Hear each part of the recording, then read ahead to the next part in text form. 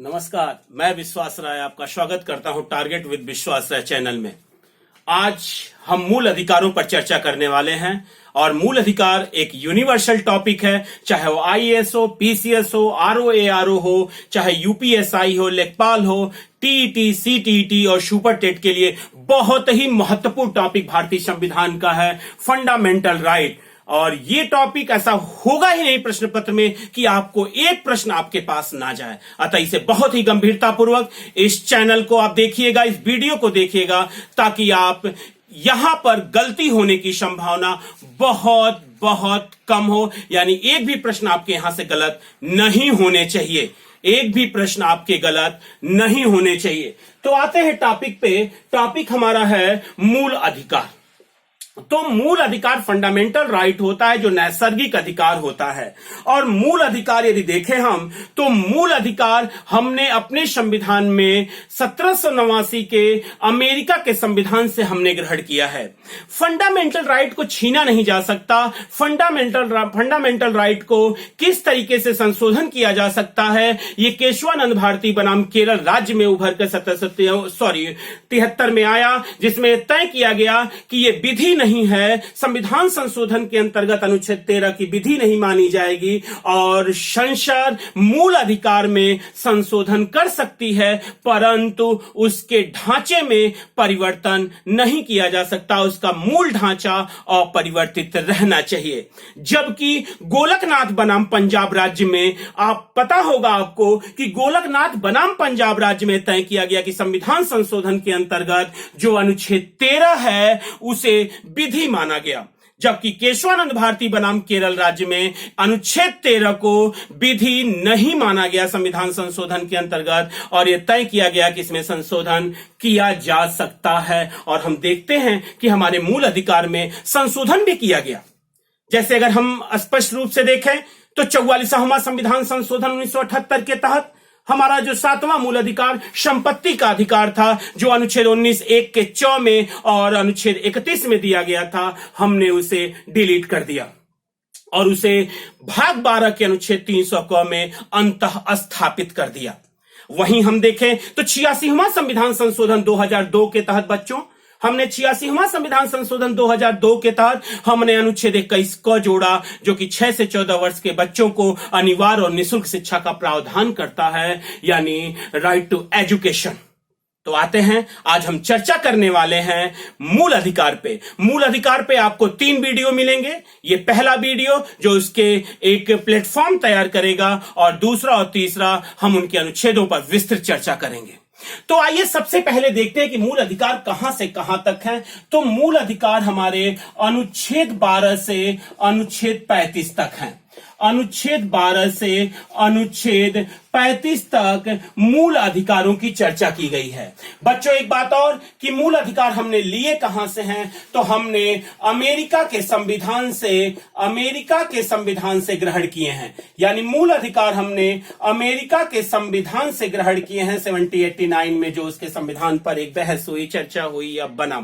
तो मूल अधिकार हमने अमेरिका के संविधान से ग्रहण किया है। भारतीय संविधान में अनुच्छेद 12 से लेकर अनुच्छेद 35 तक मूल अधिकारों की चर्चा है। अनुच्छेद 12 से अनुच्छेद 35 तक मूल अधिकारों की चर्चा है, जिसमें 2 अनुच्छेद बहुत ही महत्वपूर्ण हैं, अनुच्छेद 12 और अनुच्छेद 13। अगर हम अनुच्छेद 12 और अनुच्छेद 13 को देखें बच्चों, तो साफ स्पष्ट है। सबसे पहले हम अनुच्छेद 12 पे चर्चा कर लेते हैं। सबसे पहले हम अनुच्छेद 12 पे चर्चा करते हैं, पुनः आगे हम बढ़ेंगे। तो अनुच्छेद 12 क्या है? तो हम अनुच्छेद 12 को देखें तो यह भाग 3 के प्रयोजन के लिए राज्य शब्द को परिभाषित करता है। यानी भाग 3 के प्रयोजन के लिए, भाग 3 के प्रयोजन के लिए, ध्यान दीजिएगा, भाग 3 के प्रयोजन के लिए राज्य शब्द को परिभाषित करता है। राज्य शब्द को परिभाषित करता है।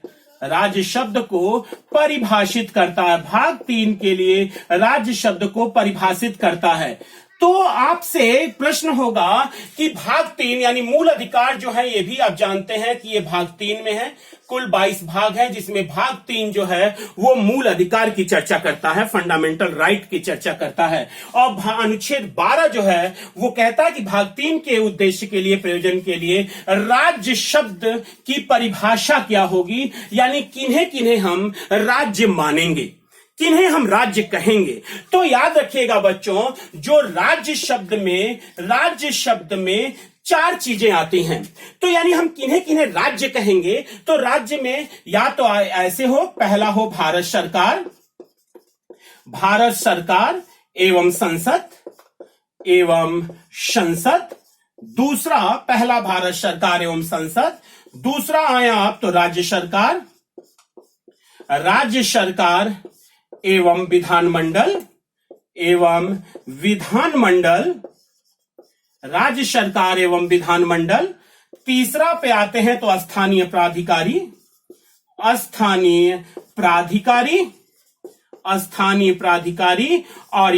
और आप चौथे पे आते हैं तो अन्य प्राधिकारी। यानी इतने लोगों को हम राज्य के अंतर्गत रखते हैं। तो हम नहीं रखते। भारतीय संविधान का अनुच्छेद 12 राज्य मानता है। किसे किसे राज्य मानता है? अनुच्छेद 12 पहला भारत सरकार एवं संसद को राज्य मानता है, दूसरा राज्य सरकार एवं विधानमंडल को राज्य मानता है, तीसरा स्थानीय प्राधिकारी को राज्य मानता है, और चौथा अन्य प्राधिकारी को राज्य मानता है। याद रखिएगा बच्चों, बहुत सारे आयोगों में, यहां तक कि यूपीपीएससी में, एमपीपीसीएस में, बिहार पब्लिक सर्विस कमीशन में, यहां तक कि यूपीएसआई में इस तरह के प्रश्न पूछे गए कि निम्नलिखित में से कौन सा अनुच्छेद 12 के अंतर्गत राज्य नहीं है। यानी हमें चुनना था कि हम राज्य किसे किसे नहीं मान सकते। अनुच्छेद 12 के अंतर्गत राज्य हम 4 को आप देख रहे मानते हैं। भारत सरकार एवं संसद को मानते हैं, दूसरा जो है हम राज्य सरकार एवं विधानमंडल को मानते हैं, तीसरा स्थानीय प्राधिकारी को हम मानते हैं, और चौथा अन्य प्राधिकारी को हम राज्य की परिभाषा के अंतर्गत रखते हैं। तो एक चीज को अगर आप चाहें तो स्क्रीनशॉट ले सकते हैं आप, ताकि आपके नोट्स में आ सके। अब हम ये देखेंगे कि कौन कौन से राज्य नहीं हैं। राज्य अगर आपसे पूछता है निम्नलिखित में से कौन सा राज्य नहीं है, तो हम किसे राज्य नहीं मानेंगे? राज्य नहीं माना जाता। तो राज्य नहीं माना जाता, अगर इस तरीके के प्रश्न आपसे पूछे जाते हैं कि निम्नलिखित में से किन्हें राज्य नहीं माना जाता, तो याद रखिएगा बच्चों, पूछा गया क्वेश्चन एमपीपीसीएस में है, न्यायालय को राज्य नहीं माना जाता, यानी न्यायालय राज्य नहीं है। दूसरा, आपका बीसीसीआई जो क्रिकेट बोर्ड है, बीसीसीआई, इसे हम राज्य नहीं माना जाता। तीसरे पे आए तो जो आपका आईसीआईसीआई बैंक है, उसे हम राज्य नहीं मानते हैं। चौथे पे आए तो जो आपका वक्फ बोर्ड है, उसे भी हम राज्य नहीं मानते हैं। अगर और आए तो जो निजी महाविद्यालय हैं, हम उन्हें राज्य के अंतर्गत नहीं रखते हैं। जो निजी विद्यालय हैं, हम उनको राज्य के अंतर्गत नहीं रखते हैं। और जो सबसे महत्वपूर्ण जो आपका एनसीईआरटी है, जो एनसीईआरटी है, राष्ट्रीय शैक्षणिक अनुसंधान परिषद है, वो भी राज्य के अंतर्गत नहीं मानी जाती। यानी इन्हें हम राज्य के अंतर्गत नहीं रखते हैं। यानी यदि आपसे पूछता है कि राज्य नहीं माना जाता, तो आप कहेंगे न्यायालय को राज्य नहीं माना जाता, बीसीसीआई को राज्य नहीं माना जाता, आईसीआईसीआई बैंक को राज्य नहीं माना जाता, वक्फ बोर्ड को राज्य नहीं माना जाता, निजी महाविद्यालय को राज्य नहीं माना जाता, और एनसीईआरटी को भी राज्य नहीं माना जाता। तो आप तय हो गए कि किन्हें राज्य हम कहेंगे और किन्हें राज्य हम नहीं कहेंगे अनुच्छेद 12 के तहत। और एक बात और याद रखिएगा बच्चों कि अनुच्छेद 12 की जो राज्य की परिभाषा है, इसके राज्य की परिभाषा को ही अनुच्छेद 36 के तहत राज्य की नीति, यानी आप ये कह सकते हैं कि भाग 4 के लिए भी राज्य माना गया है। राज्य माना गया है, राज्य माना गया है। यानी आप कह सकते हैं कि जो भाग 4 के राज्य की परिभाषा है, अनुच्छेद 12 की परिभाषा को ही भाग 4 की परिभाषा में जो राज्य की नीति के निष्ठ तत्व हैं, वहां भी जो राज्य की परिभाषा है वो वही परिभाषा है जो अनुच्छेद 12 में दी गई है। अनुच्छेद 12 की परिभाषा को ही हमने अनुच्छेद 36 में हमने ले लिया है, जो कि भाग 4 के राज्य की परिभाषा है। यानी आप, मुझे पूरा विश्वास है कि अनुच्छेद 12 से आप क्वेश्चन गलत नहीं होने देंगे, जो कि राज्य की परिभाषा से संबंधित है। आपने देखा कि कौन कौन से चीजों को हम अनुच्छेद 12 में, किन किन तथ्यों को हम राज्य मान सकते हैं और किन किन प्लेटफॉर्मों को हम राज्य नहीं मानते हैं।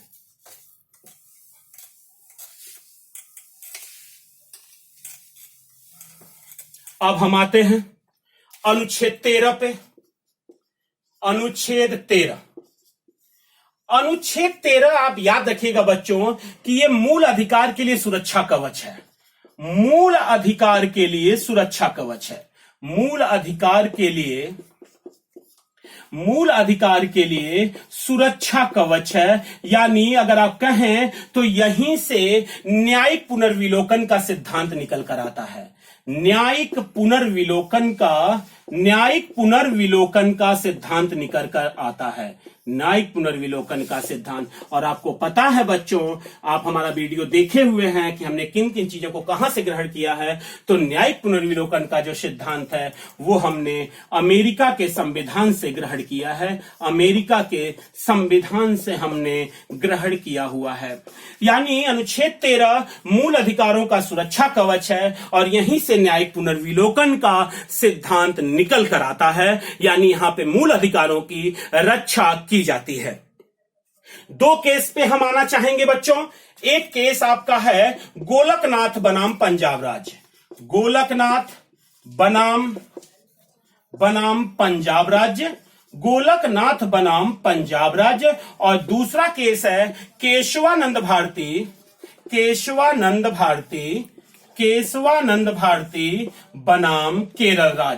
बनाम केरल राज्य, ये जो 2 आप देख रहे हैं केस, बहुत ही महत्वपूर्ण केस माने जाते हैं बच्चों। अगर गोलकनाथ बनाम पंजाब राज्य में हम जाएं तो आप कह सकते हैं गोलकनाथ बनाम पंजाब राज्य में कि यहां पर अनुच्छेद संविधान संशोधन के तहत संविधान संशोधन के तहत अनुच्छेद 13 को विधि माना गया है। अनुच्छेद 13 को विधि माना गया है।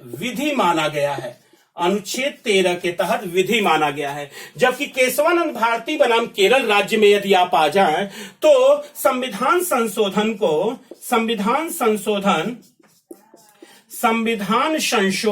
ध्यान दीजिएगा बच्चों, संविधान संशोधन के तहत अनुच्छेद 13 को, संविधान संशोधन के तहत अनुच्छेद 13 को विधि नहीं माना गया है। विधि नहीं माना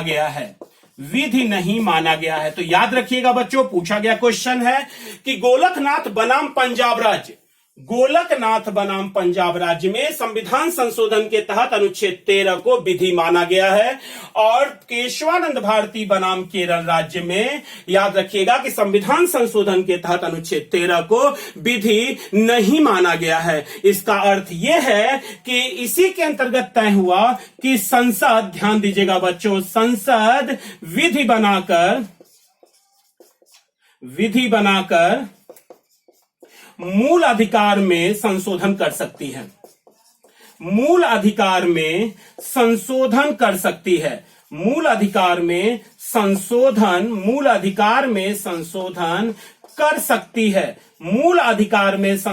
कर सकती है। यानी स्पष्ट है, यदि आपसे पूछता है कि संसद मूल अधिकार में संशोधन कर सकती है, ये किस वाद में आया था, तो आपका आंसर होता है केशवानंद भारती बनाम केरल राज्य में। संविधान में संशोधन के तहत अनुच्छेद 13 को विधि नहीं माना गया है। संसद विधि बनाकर मूल अधिकारों में संशोधन कर सकती है, परंतु इसके मूल ढांचे को नष्ट नहीं किया जा सकता।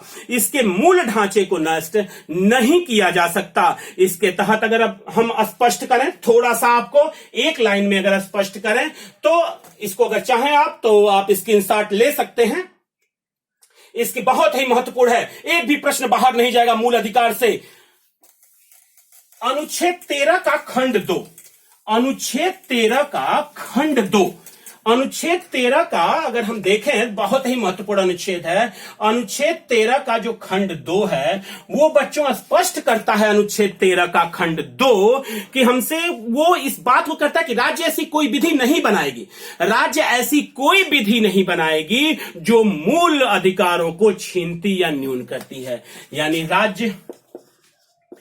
राज्य ऐसी कोई विधि नहीं बनाएगी, ऐसी कोई विधि नहीं बनाएगी, ऐसी कोई विधि नहीं बनाएगी, राज्य ऐसी कोई विधि नहीं बनाएगी जो मूल अधिकारों को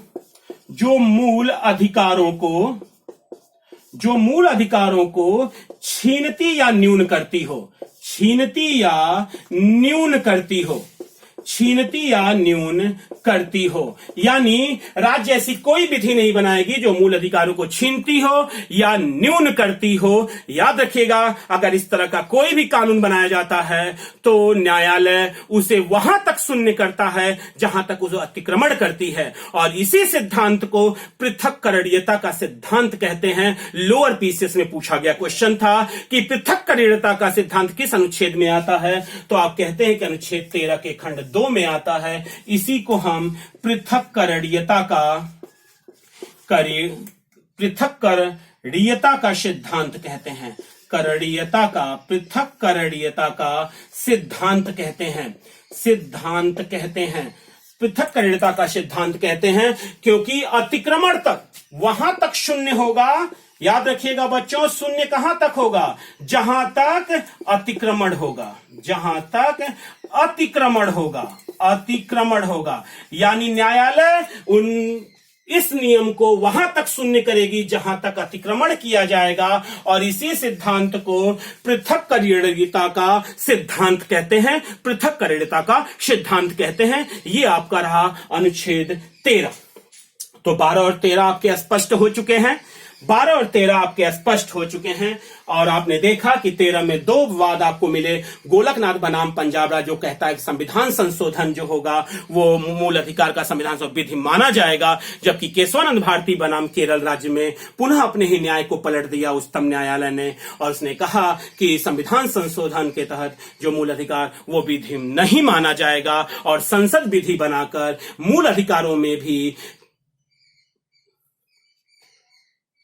समय समय से उसमें परिवर्तन कर सकती है, संशोधन कर सकती है, लेकिन उसके मूल ढांचे को नष्ट नहीं किया जाएगा। बढ़िया, हमने अनुच्छेद 12 और अनुच्छेद 13 हमने पढ़ लिया। अब आपको थोड़े से संविधान पे हम बात करेंगे। उस संविधान में आपके पास कुल संविधान निर्माण के समय 7 संविधान निर्माण के समय, याद रखिएगा बच्चों, संविधान निर्माण के समय 7 मूल अधिकार थे, 7 मूल अधिकार थे संविधान निर्माण के समय। 44वां संविधान संशोधन 1978, 44वां संविधान संशोधन 1978 के तहत संपत्ति के अधिकार को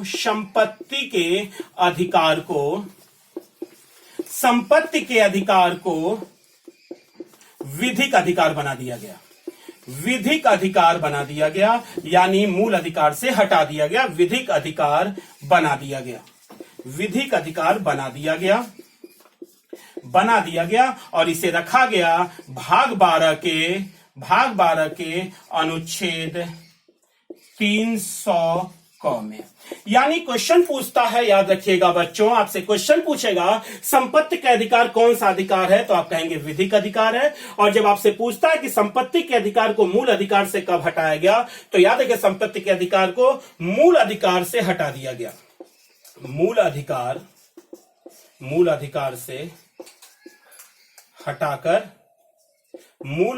से हटाकर विधिक अधिकार बना दिया गया। तो आप कहेंगे कि अब भाग 44वां संविधान संशोधन 1978, और अब कहां रखा गया इसको, तो आप कहेंगे कि इस विधिक अधिकार को हमने भाग 12 के अनुच्छेद 300 क में अंतः स्थापित किया। स्थापित किया, अंतः स्थापित किया, यानी भाग 12 के अनुच्छेद 300 क में अंतः स्थापित किया गया। तो अब 7 मूल अधिकार थे। अब वर्तमान में अगर बच्चों देखें तो हमारे पास वर्तमान में कुल 6 मूल अधिकार हैं। वर्तमान में 6 मूल अधिकार हैं और ये 6 मूल अधिकार, पहला मूल अधिकार, ये पहला मूल अधिकार जिसे आप कहते हैं समानता का अधिकार, समानता का अधिकार, समानता का अधिकार। दूसरा जो मूल अधिकार है वह है स्वतंत्रता का अधिकार, स्वतंत्रता का अधिकार। तीसरा मूल अधिकार जो है आपका आता है वो आता है शोषण के विरुद्ध अधिकार, शोषण के विरुद्ध, शोषण के विरुद्ध अधिकार। अब चौथा जो आता है वो आता है धार्मिक स्वतंत्रता का अधिकार, धार्मिक स्वतंत्रता, धार्मिक स्वतंत्रता का अधिकार। और पांचवा जो आता है वो आता है संस्कृति एवं शिक्षा संबंधी अधिकार, संस्कृति एवं शिक्षा संबंधी, संस्कृति एवं शिक्षा संबंधी अधिकार। और आपका जो छठा अधिकार आता है संवैधानिक उपचारों का अधिकार, संवैधानिक, संवैधानिक उपचारों का अधिकार, संवैधानिक उपचारों का अधिकार, संवैधानिक उपचारों का अधिकार। अगर हम अनुच्छेद देखें तो समानता के अधिकार में अनुच्छेद 14 से 18, 14 से 18। अगर स्वतंत्रता देखें तो अनुच्छेद 19 से लेके 22 तक। अगर शोषण के विरुद्ध अधिकार देखें तो अनुच्छेद 23 और 24। धार्मिक स्वतंत्रता का अधिकार देखें तो अनुच्छेद 25 से 28। और अगर संस्कृत शिक्षा संबंधी अधिकार देखें तो अनुच्छेद 2 है 29 और 30। और अगर संवैधानिक उपचारों का अधिकार देखें तो अनुच्छेद 32। और यही 32 है बच्चों जिसे बाबा साहब डॉक्टर भीमराव अंबेडकर ने संविधान की आत्मा कहा है, संविधान की आत्मा कहा है। तो ये वीडियो बहुत लंबा हो जाएगा जो कि आपको बोर करेगा, तो आशा करेंगे कि हमने जहां तक आपको मूल अधिकार में हम लेके आए हैं वहां तक एक नोट्स आप बना लेंगे, इस वीडियो को बार बार देखेंगे और अगले वीडियो में जो भाग 2 के तहत मूल अधिकार के तहत आएगा जिसमें हम इन सभी अनुच्छेदों पर पूर्णतया एक एक वाद पे, एक एक अनुच्छेद पे चर्चा करेंगे और एक भी प्रश्न यूपीएससी, यूपीपीएससी, आरओ से लेके लेखपाल, UPSI, TET, CTET, super TET में जाने नहीं देंगे इस वीडियो से, ये हम आपसे वादा करते हैं। तो फिर मिलते हैं मूल अधिकार भाग 2 में बहुत जल्द ही उस वीडियो को लेकर आपके साथ हम उपस्थित होंगे। तब तक के लिए बहुत बहुत धन्यवाद। जीत पक्की है। जय हिंद।